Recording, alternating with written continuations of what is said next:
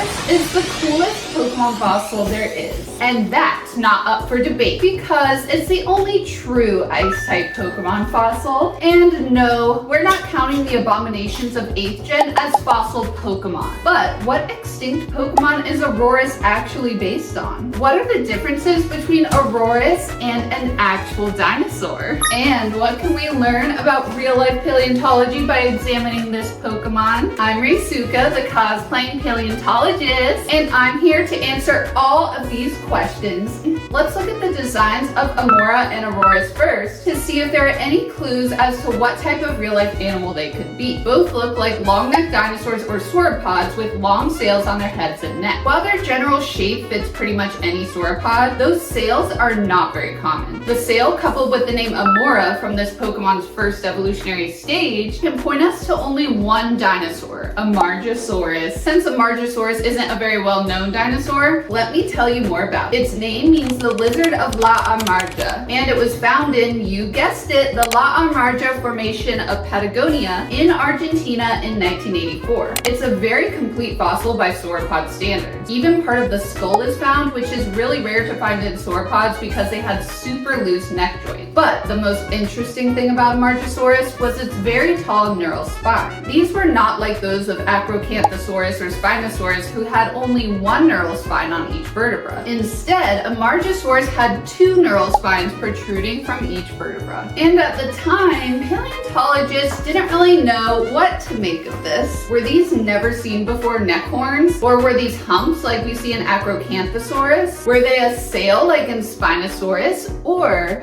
were they something else entirely? This has sparked a heated debate about Amargasaurus among paleontologists since its discovery, and two hypotheses were the most popular. The first being that these neural crests formed the basis of keratinized horns that would have protected the neck from predators. And the second hypothesis was that they would have supported some kind of sail, like in pelycosaurs such as Dimetrodon, but with two sails being present instead of one. This debate was settled in 2022 by Serta and collaborators in a study in which they analyzed how blood would have flowed through the spines of Amargasaurus and gathered additional evidence to figure out how living tissue would have likely wrapped itself around the bones of this dinosaur. This is a really complicated paper to talk about, so if you want to know the details about it, I highly recommend watching this video by Your Dinosaurs Are Wrong, titled Amargasaurus Spikes or Sails. I'll put the link in the description. That video will give you a deep dive into the nitty-gritty of this publication. All of the evidence we have points to Amargasaurus having a sail along its head and neck. So now that you're familiar with the real dinosaur Amargasaurus, we can go back to the Pokemon Aurorus. Now, if your attention span isn't cooked by watching my short, you should remember that the sail of Amargasaurus was only recently proposed in 2022, while Aurorus was introduced in Pokemon X and Y in 2013. This means that when the Pokemon Company chose Aurorus to be the sail fossil, they couldn't have known at the time that Amargasaurus did likely have a sail. It was a lucky coincidence, just like finding a shiny Pokemon in the wild.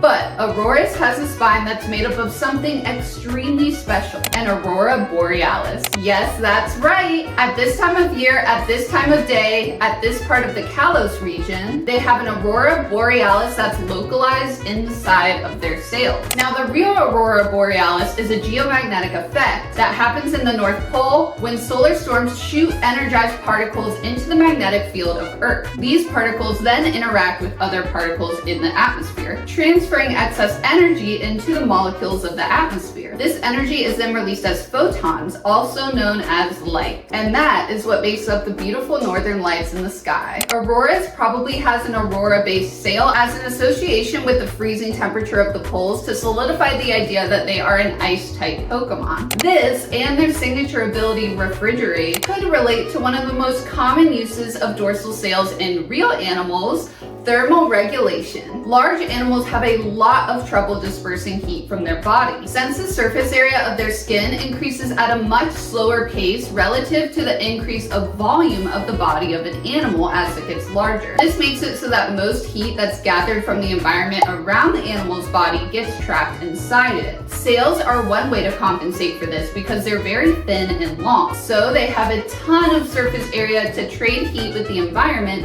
while not having much volume. Now, normally sails have many thin blood vessels that help to draw heat from inside the animal's body up through near the top of the sail and out into the environment. Now, Pokemon takes this real-life adaptation and takes it to the extreme with a bit of Pokemon logic, making all the normal moves of this Pokemon turn into ice-type moves, likely because of how much heat the sail of Aurorus can take out of its body. So now that you know what Amargasaurus neck bones look like and what the Aurora Borealis is, I want you to take a look at the Aurorus skeleton in the official Pokemon fossil exhibit and tell me what's wrong with this fossil. Comment what's wrong before I say it to see if you're already thinking like a Pokemon paleontologist. 5, 4, 3, 2, 1. Got it? What's wrong is that they made the fleshy sail into a piece of solid bone. That doesn't make any sense, especially if you compare it to the Amargasaurus skeleton right next to it. Like we said, the only remaining part of the sail would have been the neural spines coming out of the vertebra, as shown in that Amargasaurus skeleton. Sails are usually made up of skin and not entirely made up of bone. And this is especially the case for the Pokemon Aurorus, since its sails are literally made up of the Aurora Borealis, which is just light. And light can't fossilize even in the most favorable conditions. I find it strange because the schematics right next to the Aurorus fossil show it having no bone, but I guess they didn't want to risk the fossil having a very different shape than it does in the game so that people wouldn't confuse the two, especially since the sail is a feature that's so important for identifying that Pokemon. That being said, I argue that the opportunity to use Pokemon to teach people which parts of extinct animals do and do not fossilize would be an incredible way for this exhibit to get people more interested in real paleontology. Anyway, the cosplaying paleontologist is ready to blast off again! Like and subscribe if you want to learn more about paleontology in the hottest way possible.